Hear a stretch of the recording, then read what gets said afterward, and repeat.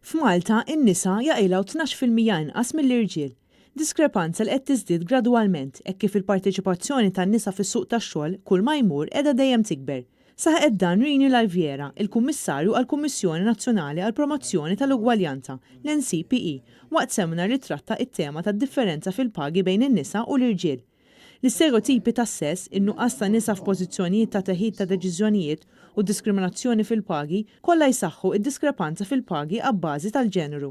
Eventwalment dan kollu jwassal ukoll għad-diskrepanza fil-pensjonijiet bejn in-nisa u l-irġiel. L-indipendenza ekonomika ugwali hija meħtieġa mhux biss biex l-individwi jiżviluppaw il-potenzjal tagħhom, iżda wkoll sabiex in-nisa u l-irġiel ikollhom kontroll aħjar fuq ħajjithom u jagħmlu għażliet aktar għaqlin.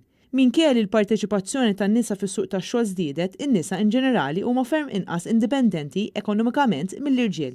Waqt dan is-seminar, diversi akademiċi u stakeholders iddiskutaw il-korrelazzjoni bejn l-għażliet edukattivi u d-differenza fil-pagi bejn in-nisa u l-irġiel u l-fatturi li l-istudenti jikkunsidraw meta jagħmlu l-għażliet tas-suġġetti tagħhom, kif ukoll kif dawn l-għażliet jorqtu il-karrieri tagħhom. Dan fil-waqt li rappreżentanti ta' trade unions tal-Assoċjazzjoni ta' min iħaddem u esperti akademiċi iddiskutaw il-konsegwenzi ta' diskrepanzi fil-pagi u l-pensjonijiet bejn in-nisa u l-irġiel u kif dawn jistgħu jiġu indirizzati.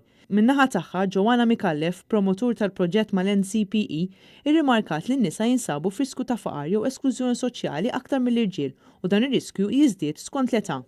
Preżenti għal dan is-seminar kien hemm il-kelliem tal-Oppożizzjoni dwar drittijiet indaqs, libertajiet ċivili u drittijiet taċ-ċittadin Claudette Buttigieg.